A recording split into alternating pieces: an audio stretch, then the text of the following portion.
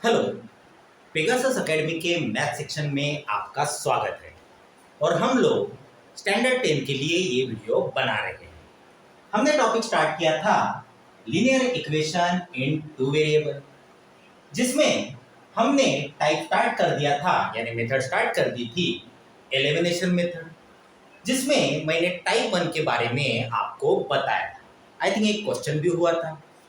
Elimination का मतलब यह होता है कि कोई ना कोई वेरिएबल को हमको एलिमिनेट करना है। और टाइप 1 में मैंने कहा था कि मैंने अपने हिसाब से टाइप 1 कंसीडर किया है कि जो भी इक्वेशन हो उसमें से कोई ना कोई वेरिएबल का कोएफिशिएंट होगा 1। चलो आज और कुछ प्रॉब्लम लेते हैं।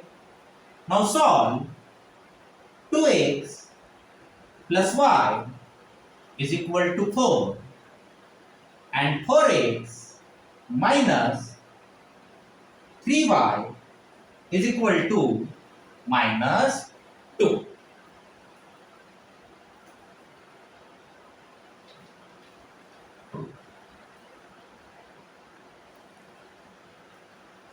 तो हमेशा की तरह यह होगा हमारा इक्वेशन नंबर 1 और यह होगा हमारा इक्वेशन नंबर 2। याद रखिए, हम लोग कांस्टेंट को राइट हैंड साइड में ही लिखेंगे। कभी कभी कांस्टेंट उधर भी रहता है, हम लोग उसको इधर साइड लेकर आ जाएंगे। अब मैंने इसको टाइप 1 में इसलिए डाला है कि कोई ना कोई वेरिएबल का कोएफिशिएंट होगा 1 और हम लोग उसी के हिसाब से उसको एलिमिनेट करने की कोशिश करेंगे। लेकिन मैं बताना चाहता हूं कि आप लोग अपने हिसाब से कोई भी वेरिएबल को एलिमिनेट कर सकते हो। अगर आपके मन में x को एलिमिनेट करना हो तो x को कर सकते हो, अगर आपके मन में y को एलिमिनेट करना हो तो y को भी एलिमिनेट कर सकते हो। लेकिन मैं टाइप 1 में कंसीडर करता हूं कि मुझे उसे ही एलिमिनेट करना है जिसका कोएफिशिएंट 1 हो। सॉरी, जैसे यहां पर देखिए, पहले इक्वेशन में x का कोएफिशिएंट है 2 और y का कोएफिशिएंट है 1 और y का कोएफिशिएंट है 1 और उसके ही नीचे है -3y। तो मैंने लास्ट टाइम भी बताया था, एलिमिनेट करने के लिए दोनों के कोएफिशिएंट सेम होने चाहिए अपार्ट फ्रॉम देयर साइन। जैसे अब यहां पर 1 है और यहां पर 3 है, तो इसको हम लोग मल्टीप्लाई करेंगे इक्वेशन 1 को 3 से, क्योंकि दोनों के कोएफिशिएंट हमको सेम लेकर आना है। आप लोग वर्डिंग में भी लिख सकते हो। Now multiply equation 1 by 3। उसके बाद यही इक्वेशन कन्वर्ट हो जाएगा या अपडेटेड हो जाएगा।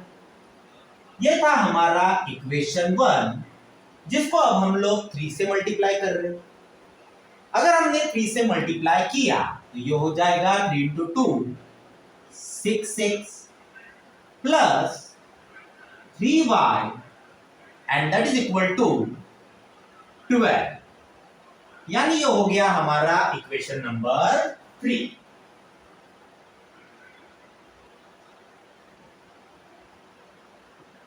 ओके, उसके बाद मैंने आपको बताया था कि हम लोग पहले ये दोनों इक्वेशन लिख लेंगे। जैसे अब हमारा इक्वेशन 1 ही हमारे लिए होगा इक्वेशन 3, तो हम लोग लिखेंगे इक्वेशन 2 and 3, जो कि होगा 4x minus 3y is equal to -2 and 6x plus 3y is equal to 12। और लास्ट टाइम ही मैंने बताया था कि जिसको भी हम सेम कोएफिशिएंट बना रहे हैं, अगर दोनों के सेम साइन हो गए तो आप लोग सबट्रैक्ट कीजिए, और दोनों के अगर अपोजिट साइड हो गए तो आप लोग उनकी एडिशन कीजिए। अब जैसे यहां पर -3 है और +3 है, इसका मतलब दोनों के साइन सेम है, तो यहां पर हम लोग एडिशन करेंगे। Now adding equations. ओके, और एडिशन करोगे तो नीचे वाला यानी जो सेकंड इक्वेशन है यानी ये वाला, उसके साइन चेंज नहीं होगी। वही अगर सब्ट्रैक्शन होता तो साइन चेंज होते थे। प्लस का होता था माइनस और माइनस का होता था प्लस, लेकिन यहां पर कोई भी चेंज नहीं होंगे, सिंपल एडिशन होगी। नाउ 4x प्लस 6x ये हो जाएगा 10x, माइनस 3y और plus 3y get cancel, that is equal to -2 plus 12 हो जाएंगे 10, यानी x की वैल्यू हो जाएगी 10/10 यानी कि 1। x की वैल्यू हो गई 1। और एक बार एक भी अननोन हमें मिल गया, फिर हम लोग इसको ही पुट कर सकते हैं इक्वेशन 1, 2 या फिर 3, जहां पर भी आपको ठीक लगे।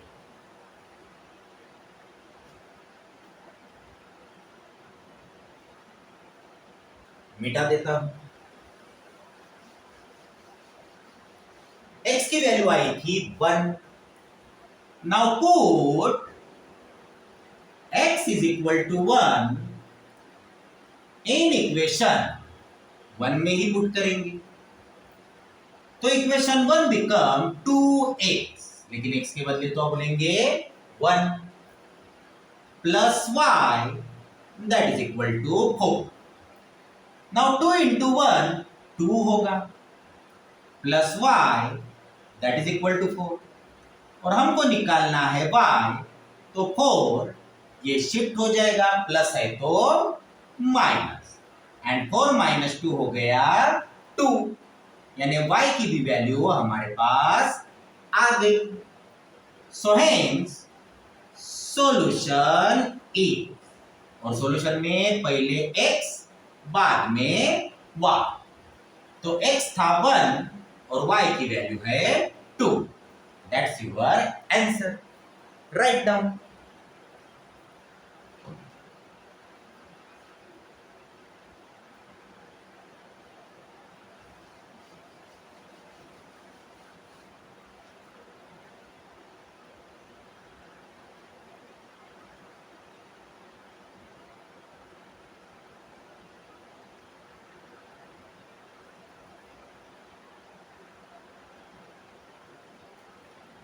चलो नेक्स्ट क्वेश्चन की तरफ चलते हैं। यहां पर भी हमने लिया x plus 3y is equal to 11 and 3x plus y is equal to 9।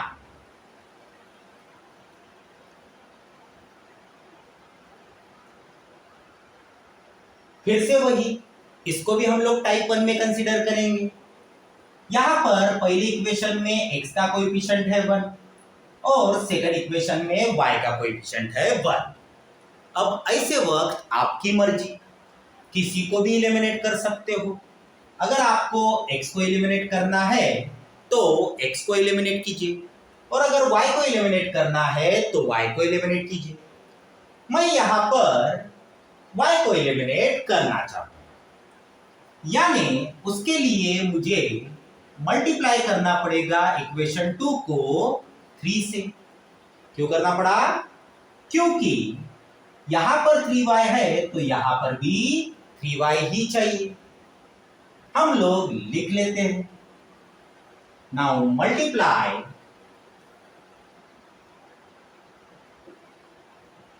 Equation 2 bye 3, तो यही इक्वेशन 2 हो जाएगा, 3 से मल्टीप्लाई करो यानी हो गया 9x plus 3y and that is equal to 27, और ये हो गया हमारा इक्वेशन 3, जो कि इक्वेशन 2 का ही पार्ट है।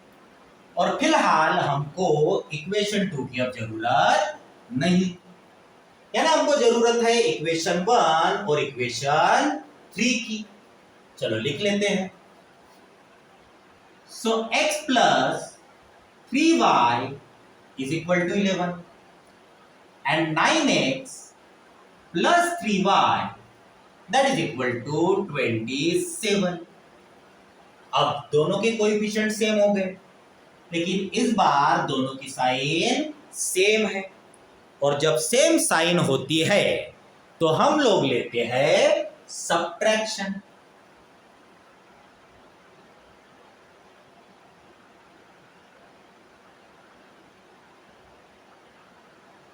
सब्ट्रैक्शन अगर लेने वाले हो तो साइन चेंज भी हो जाएंगे, यानी ये प्लस था तो हो गया माइनस, ये भी प्लस है तो ये हो गया माइनस, और ये भी हो गया minus. Now x minus 9x, last time भी मैंने बताया था कि आप लोगों के लिए अब साइन उल्टी हो गई। नाउ x माइनस 9x यानी minus 8x, 3y minus 3y get cancel, 11 minus 27 जो कि होगा minus 16, minus minus get cancel, दोनों तरफ अगर माइनस साइन हो तो कैंसल हो जाएगी। सो x इज इक्वल टू 16/8, यानी x की वैल्यू आ गई 2, हो गया, पहला अननोन हमें मिल गया। और एक बार इन दोनों में से कोई भी हमको आंसर मिल जाता है तो फिर हम लोग उसको ही सब्स्टिट्यूट करेंगे इक्वेशन 1, 2 या फिर 3 में, जहां पर भी हमको ठीक लगे। मिटा रहा हूं, कितना आंसर था? 2 था। So now put x is equal to 2 in equation, कोई भी इक्वेशन ले लीजिए। इस बार मैं 2 ले लेता हूं, चलिए इस बार हम लोग 2 लेते हैं। तो ये था 3 into x, लेकिन x के बदले तो हो गया 2 plus y and that is equal to 9। 3 into 2 हो गया 6 plus y and that is equal to 9, यानी y is equal to 9 minus 6 जो कि हो जाएगा 3, हो गया, x भी मिल गया, y भी मिल गया। So hence solution is, या solution are x equal to and y equal to, x की वैल्यू आई थी 2 एंड y की वैल्यू आ गई 3। तो ऐसे ही आप लोग टाइप 1 के सारे क्वेश्चन छुड़ा सकते हो। नेक्स्ट लेक्चर में हम लोग टाइप 2 पढ़ेंगे। इसका मतलब ऐसे दो इक्वेशन जिसका कोई भी कोएफिशिएंट 1 नहीं होगा। ओके, मेरे वीडियोस अगर पसंद आ रहे हो तो प्लीज लाइक कीजिए, शेयर कीजिए और इस चैनल को सब्सक्राइब कीजिए। जब तक कुछ समझ में ना आए तब तक आगे का वीडियो मत देखिए, पूरा वीडियो अच्छे से समझिए, सारी बातें समझिए, तभी ही आगे जाइए। Thank you.